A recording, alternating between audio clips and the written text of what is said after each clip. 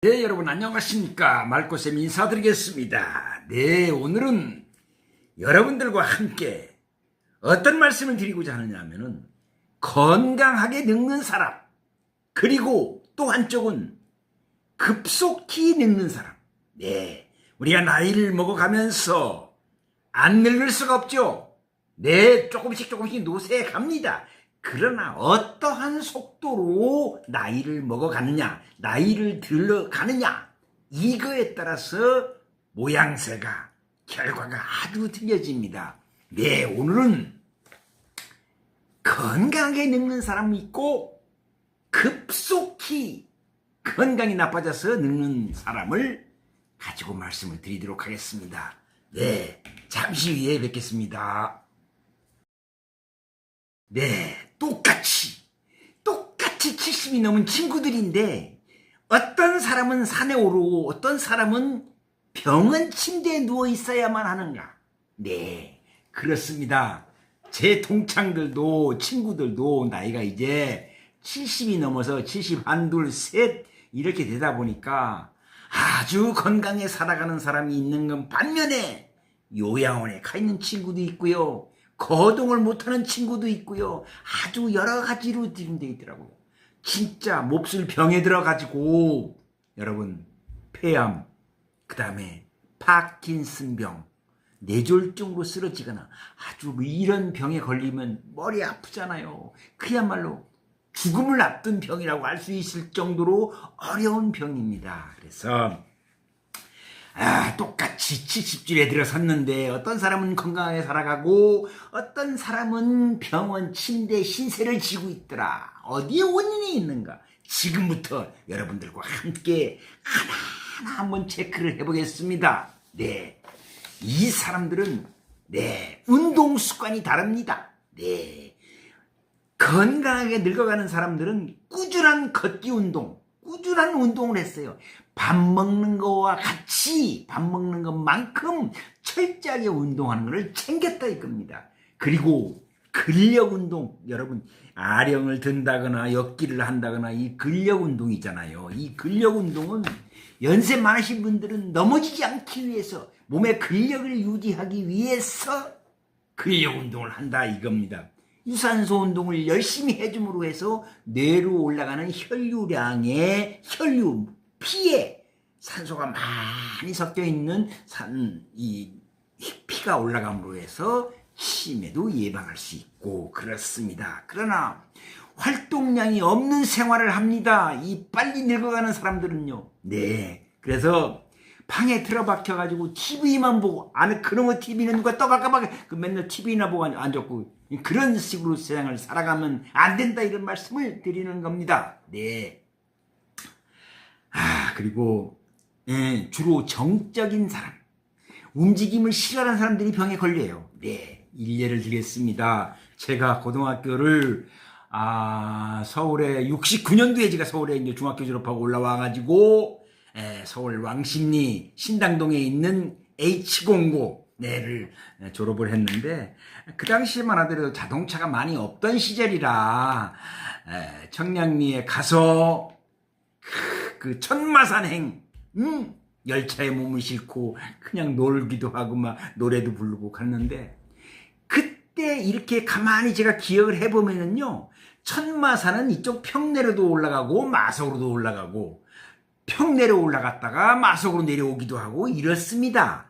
어느 역에서 내리든지 간에 천마산 꼭두배기로 올라가면은 내가 올라가서 반대편으로 내려가고 이러는데, 그 당시에 제 기억으로 고등학교 동창생인데 올라가기가 싫은 거예요. 올라가기가 싫어서 막말로 개바닥에 막 2분 능선도 못 올라가고 막 논밭 지내서 바로 있는 동네죠. 거기서 그냥 쿠페를 가지고 밥 해먹고 그냥, 야 너희들 갔다 와, 저쪽으로 넘어가지 말고 이쪽으로 내려와, 이러던 친구들은 지금 나이가 70이 넘어가지고 다 몸에 병들이 났어요.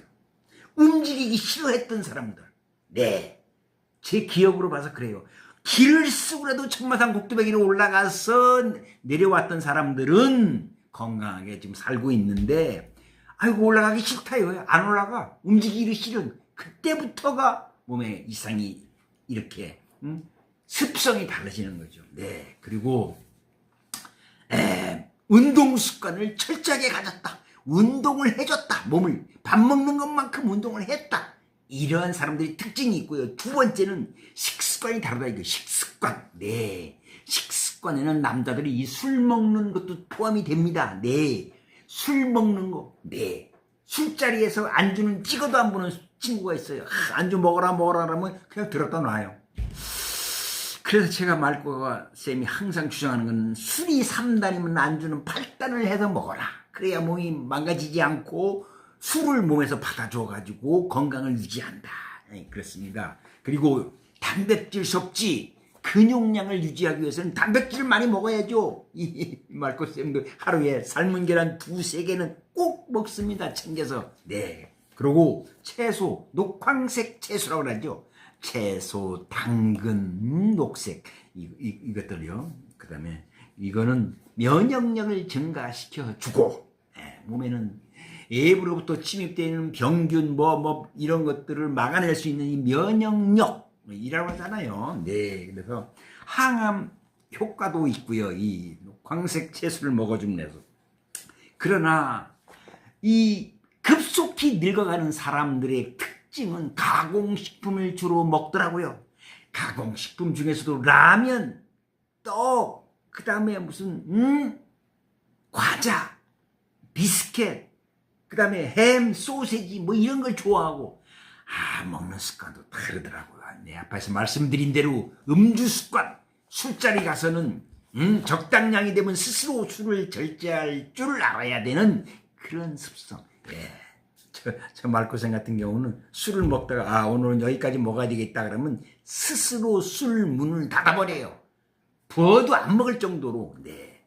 그런 자기 결의를 가지고 살아가는 사람들이 건강하게 늙는 사람이더라. 이렇습니다. 그리고 셋째는 수면과 수분 섭취입니다. 네.